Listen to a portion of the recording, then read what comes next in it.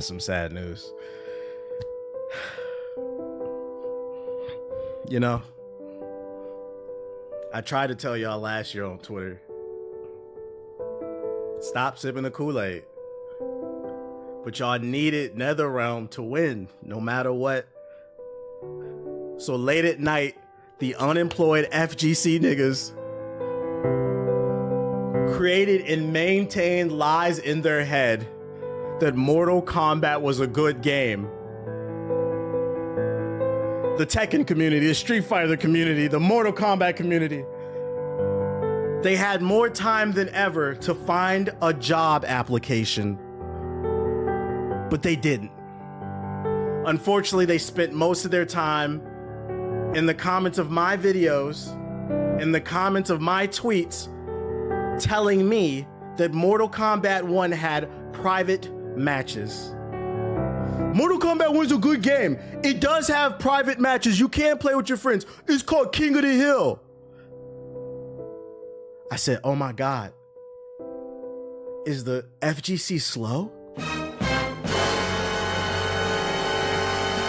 Because private lobbies where you can just run games with your friends is not the same as King of the Hill.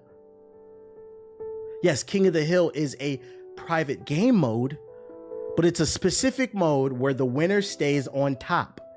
What happens when you just want to run sets with all your friends, with all the people in your community on Discord? Everybody just wants to get games in and gets better. Mind you, this is a fighting game. Fighting games are notorious for the lack of game modes and content.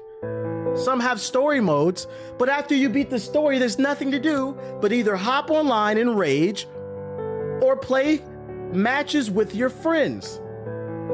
So, if most fighting games only have 3 game modes, you finished one of them doesn't interest you because you're not trying to be the best there ever was like Ash Ketchum, that means of those 3 game modes, only 2 are getting played, one's complete, and the other one is not playable because you can't play with your fucking friends.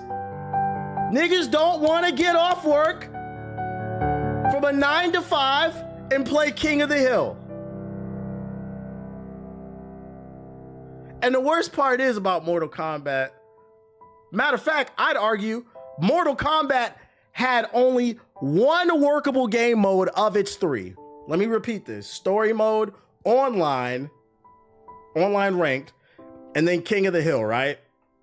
The online didn't even work because that shit was laggy as fuck. The only thing guaranteed in Mortal Kombat 1's online play was racist, bigot motherfuckers, bro. Just shouting crazy, obscene shit on the game for no fucking reason. And when I brought this up, I said, hey guys, I just put out a tweet. I said, hey guys, Mortal Kombat 1 has a decent foundation, but there are some quality of life things that we need to add to the game if we want to make sure this game has longevity, especially because, for those unaware, Mortal Kombat 1 is the best-selling fighting game. It's not Tekken, it's not Street Fighter. Street Fighter and Tekken have the FGC on lock in terms of hardcore fighting game fans, but in terms of casuals, the guy who works the 9 to 5, the woman who works the 9 to 5, they love Mortal Kombat, mainly because it's super bloody. It appeals to them, right? So if the majority of your audience is not FGC, it is people who are employed, unlike the FGC, don't you think you should prioritize game modes that appeal to people who have jobs? Not people who don't wash their ass, get no bitches. They all apparently have the same barber. It just doesn't make sense to me. You didn't listen. So once again, I'm gonna have to piss on another nigga's grave. We started with the Sparking Zero fans. Now I'm coming for y'all. For those who haven't heard the news, Mortal Kombat 1 won't get any more DLC or story chapters as NetherRealm needs to shift focus on next Oh no. The signs were there. They were there. Last week, NetherRealm announced they are releasing the definitive edition of Mortal Kombat 1, which is basically the game on a disc with all the DLC, and fans were saying, is this the signal that they're giving up on the game already? Newsflash, nigga, they are. Warner Bros. Has confirmed that Mortal Kombat 1 fans have feared after the recent launch of the Definitive Edition. That's that there's no new DLC characters or story chapters being released for the game. Mortal Kombat 1 has sold 5 million copies, with the franchise now at 100 million total. Mortal Kombat 11 became the best-selling game of the franchise by passing Mortal Kombat 10's nearly 11 million units sold worldwide after the launch. Let's get into the meat and potato. We don't care about these numbers. In a tweet on the official Mortal Kombat social media account, Warner Bros. Acknowledged the disappointment the news will cause players. They said, "But our team had never released to shift focus to the next project in order to make it as great as we possibly can." Translation, we know that shit is ass, nigga. They failed to let us know what the next project is. So what can we learn from this? One of the common themes I preach on my stream is being a corporate cock muncher will get you nowhere in life. Sony doesn't pay your bills. Xbox doesn't pay your bills. Valve, aka Steam, does not pay your bills. Get off your knees. Matter of fact, because specifically I'm talking to the FGC. Dear unemployed FGC niggas, whose diet consists of Cinnamon Toast Crunch and no bitches. Get off your knees. Get the dick out your mouth. It's okay to criticize what you like.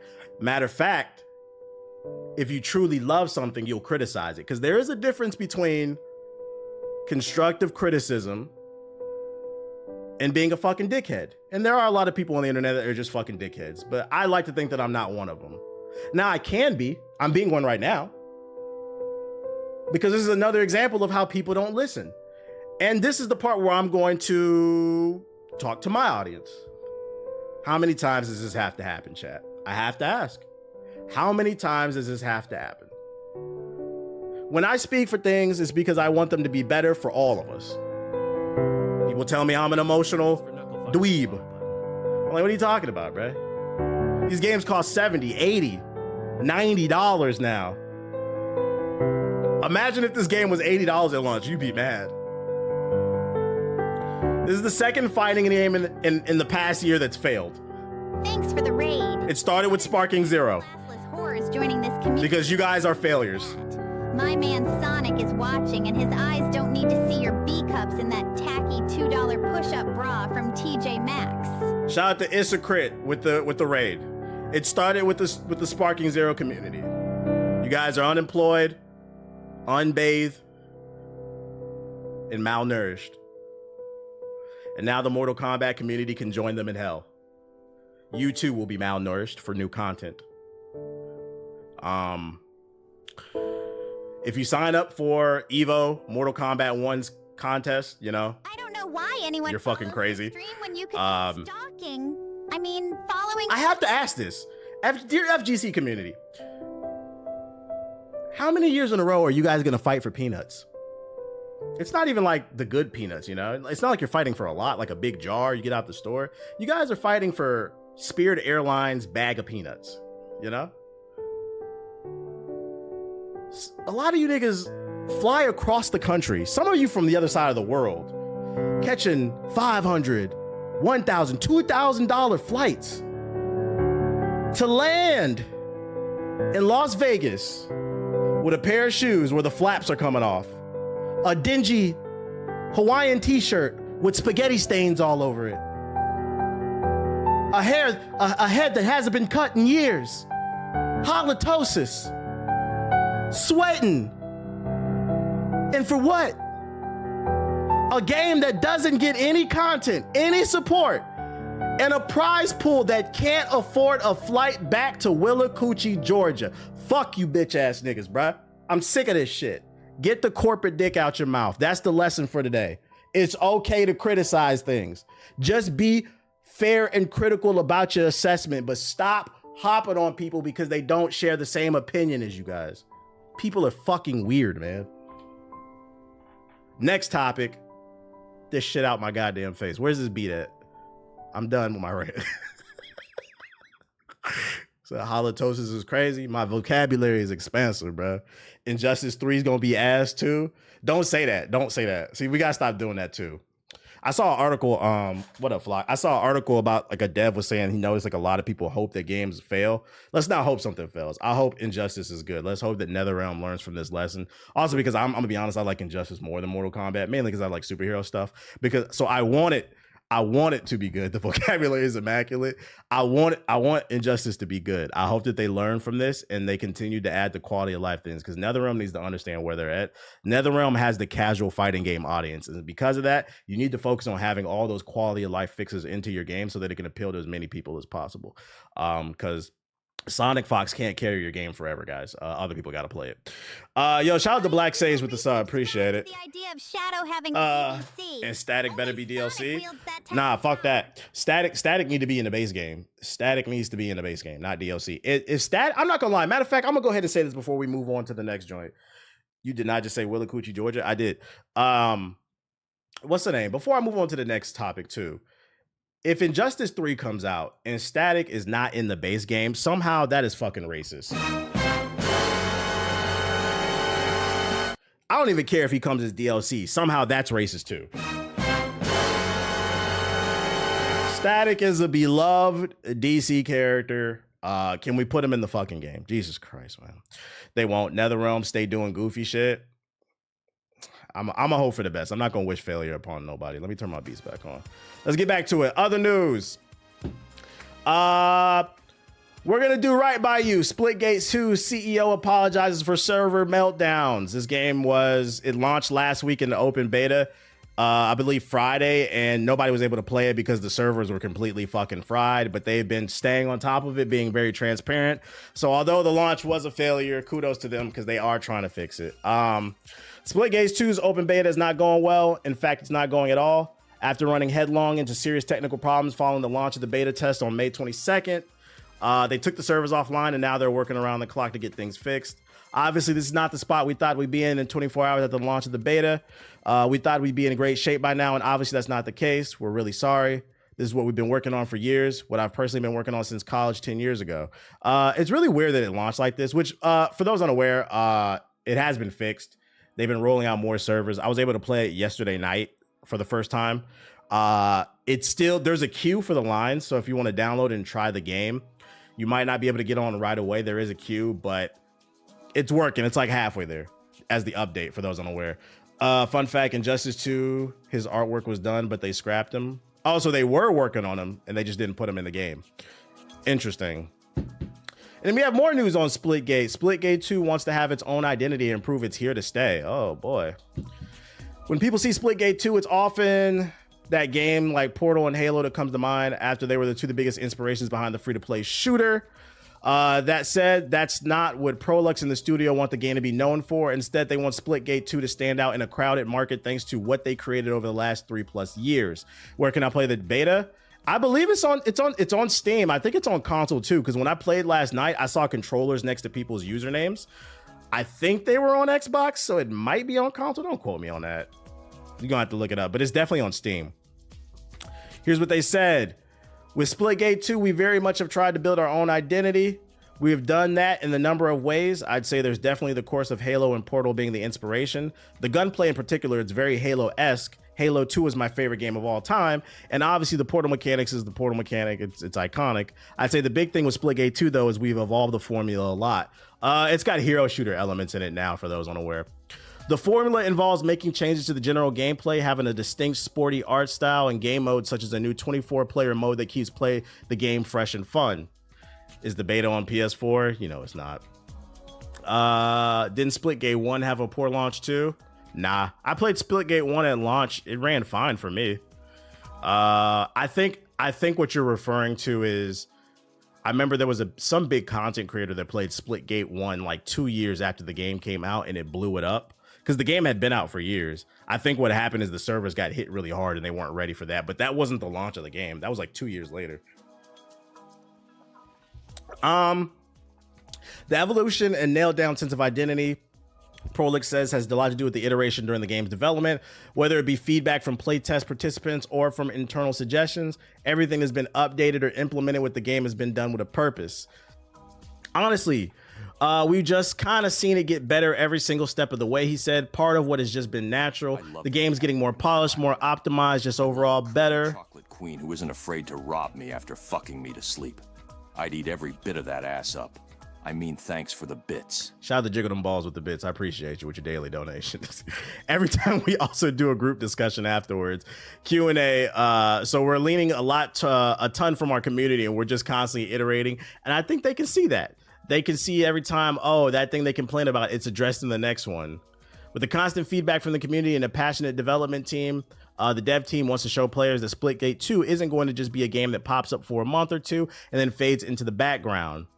That's not it. Just here's the game, and then 6 months later, oh, here's a map, he said.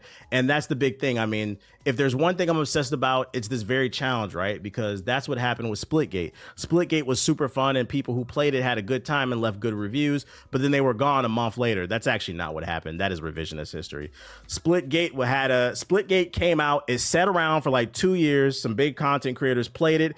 And because you guys only listen to what popular white men say, everybody hyped on the game. You guys came in my chat, told me I need to play Splitgate. I said I made a video about that on my YouTube channel. Nobody watched it. But now because the white man said play it, we got to play it, I guess. But anyways, it got popular. And then Halo Infinite came out. It was free to play. And everybody dropped it like that toy scene in Toy Story 3 when he was like, I don't want to play with you anymore. So that's actually not what happened. It wasn't people just stopped playing. Halo killed this game, which is unfortunate because Halo Infinite wasn't good.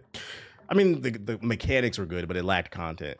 This game died for no reason. This is a classic case of wrong place at wrong time, which is unfortunate because it was a good game.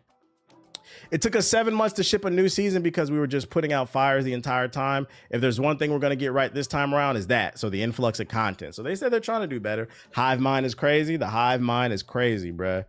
I can tell you, I played it last night for about 2 hours. I enjoy it. If you're looking for a game to just hop on and play with the boys, this is it. It's super fast. The gunplay feels very tight and good. One thing I don't like about the game, though, is the character designs. I wish the character skins were better. But it's free to play. I can't complain. I was having fun with it. I was like, okay, this might be a game that I just hop on every once in a while when I don't feel like thinking.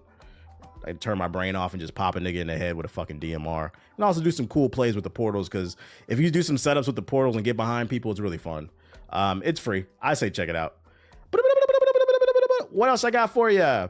Oh, previews for Mind's Eye are out in the wild. I actually watched Mr. Matty Plays video on this. For those unaware, Mind's Eye is the new open world action game from some former Rockstar developers. I'm gonna go ahead and spoil it for you. The previews have come out and everybody say that shit is ass. Quick rundown. Reportedly, it's a broken mess filled with bugs. Mr. Matty Play said the same thing. He said he just saw constant bugs. And he said they kept promising that they're going to fix it by the time the game comes out. But the game comes out next month, so I'm going to have to call a cap on that. 15-hour-long story. The driving feels stiff. The cutscenes look great and are well animated. Enemy encounters lack depth and enemies just run at the player. It looked like that from the gameplay. It looked like a generic third-person cover shooter. Combat generally feels fine, very GTA-like. When somebody covers your game, you don't want them to say, the combat feels fine. Arcadia, you saw that video too, is the content creation mode that you can get into by stepping into a portal, only available for PC at launch. I don't know what that means. Arcadia can be used to build encounters around the map, so you can set up your own little story mission, I guess. Developers seem to hint that the main city, Red Rock City, doesn't have much content and will be a focus post-launch. What? Developers seem to hint that the main city doesn't have much content, so it's not open world. It's a story-driven third-person action-adventure game with some driving in it, but it's not like GTA. Previews think the game should be delayed. Shout out to them, because they knew the game was in this state, but shout out to them, bro. This shit got ethered by the previews, boy. Bro, all the gameplay they showed for this game look ass. Yeah, I'm not gonna lie. It doesn't look ass to me, but it looks super mid. It looks like, why should I play this? It looks like a generic kind of AA Xbox 360 era action adventure game where you play a grizzled white male behind cover shooting at people. But it doesn't really offer anything in terms of unique gameplay mechanics and systems, which is really hard to put out these day and age when we have a game like Expedition 33, which just flip the entire turn-based gameplay mechanics on its fucking head. It's kind of hard to put out a generic piece of something like this, you know. Splitgate 2 on PS3. Nigga, shut up, bro. Old Yeller game. So I'm gonna go ahead and call it. I think this game is probably DOA, which is unfortunate. I don't wish that upon anything, but I think this game is probably DOA. It'll be in the GameStop bargain bin in a few months. Other news, Naughty Dog's new IP, Intergalactic, which by the way, let me know, do y'all like when I do the news like this in between the stream? Let me know. Naughty Dog's new IP, Intergalactic, has the deepest gameplay the studio has ever done. Oh, I want Clear Expedition. Hold on, let me put it on just chatting. Whoops. Just chatting. It allows me to get more time on the damn game. At the beginning, it's better. True. Naughty Dog's boss, Neil Druckmann, has further discussed the company's upcoming new IP. I don't mind. I just hate missing it. As in the middle might be better because less people would miss it. Intergalactic, the Heretic Prophet, says it offers the deepest gameplay for any game the studio has made so far. Druckmann also briefly discussed the backlash from some people to the game's unveiling. Speaking to the Last Stand Media PC Gamer, Druckmann said he's very, very excited for Intergalactic, adding that it's the deepest gameplay we've ever done. It's not exactly clear what he means by that, but we should find out in time, and he can't wait to share it off, Druckmann said. Then it just yapping. What do y'all think that means, the deepest gameplay? Because for the last 20 years, they've been making third-person cover shooters. I hope that they're actually able to prove this and they create some type of innovative, deep gameplay. Because what I will say is when you give interviews like this and you make profound statements saying this is our deepest gameplay ever, it leaves you wide open for those troll YouTube channels. Because you know what, like Kroby Cat. I can see a video where Kroby Cat gets a clip of Neil Druckmann saying this is our deepest game ever. And then it just cuts to them doing third-person cover shooting, glitches, all this other stuff. You're setting people up for a meme. So I hope it lives up to this. I'm not wishing downfall on it because I want them to do good. But the bar is low for them. It is pretty low, so it's not hard to make something deeper. I just pray they don't make the same game a third time in a fucking row, bro. So you heard it here first. They said it's gonna be the deepest gameplay ever, whatever that means. I'm nervous. The Last of Us was supposed to be a Bloodborne clone. Really? I never heard that.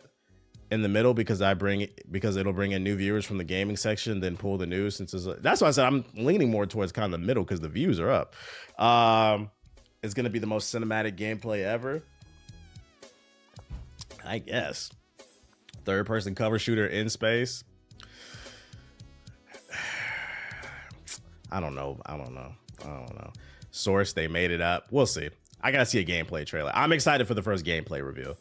I wonder when they're gonna actually show the game. Maybe in the fall? We believe what Neil Druckmann says? Maybe. Good news for Switch fans.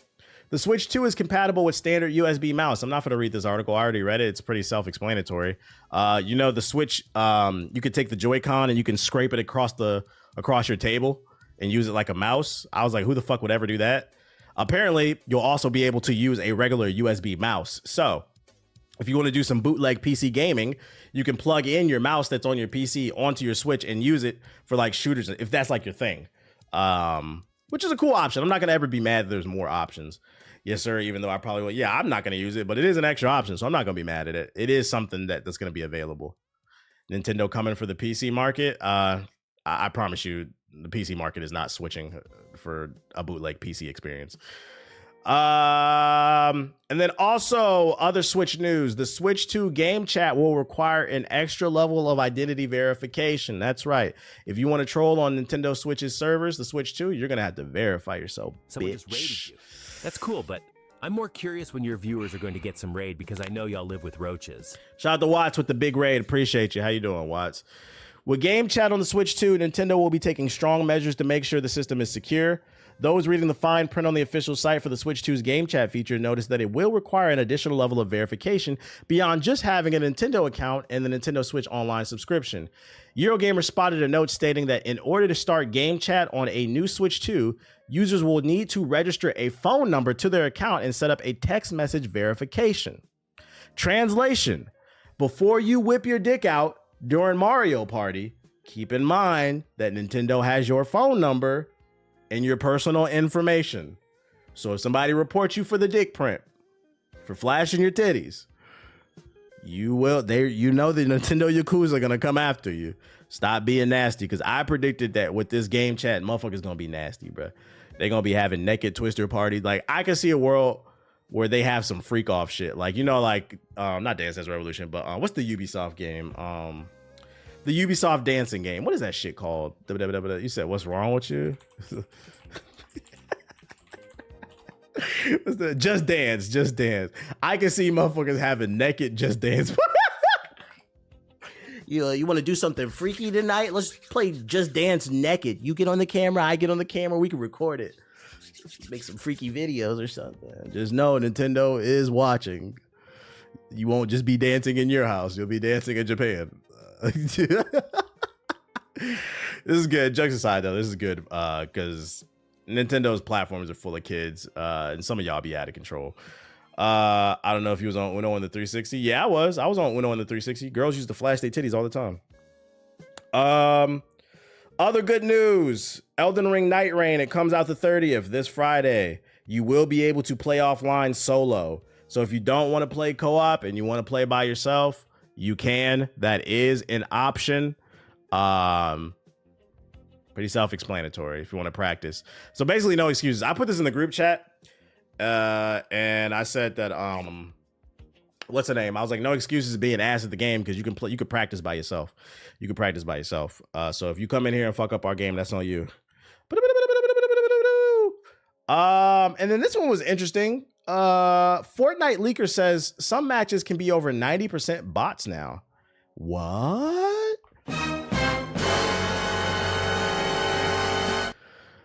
According to Ally Jax, the minimum number of human players OG Fortnite needs before starting a match is just 8. 8. That means there's a chance you could be in a lobby that has 92 AI fighting for a chance at Victory Royale. That doesn't necessarily mean every match will be an army of bots, but it does mean that you cannot trust that every single player you kill in Fortnite's nostalgia mode has another player on the other side. How does that make y'all feel for all the Fortnite players out there? Are some of y'all wins fake? You could tell by the username.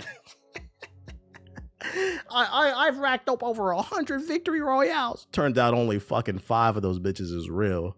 That is funny. So does that mean Ninja isn't that good anymore? I don't know. What the fuck? What's this? You got to do with anything, right? My 36-year-old wife friend thinks he's getting legit wins in the game. This is valid. When I used to play, there were so many bots. Say it ain't so. That shit sound boring. That's the entire purpose of playing a multiplayer game. That makes me think there's only whales on the server. Whales playing against bots. For those unaware, a whale is somebody who spends an excessive amount of money on a live service game. So it's basically just a small percentage of players who are spending thousands of dollars every year to show off their Ryu skin, their Doctor Doom skin, and beat up a bot. That's fucking crazy. Skin collectors, bro. So just know, next time you get a win in Fortnite, don't feel too good about it. Most likely it's not real anyway. We have an update for the PS4 community. This video came across my For You page. I thought I'd save it and share what's going on in the PS4 community. Owning a PS4 in 2025. You like my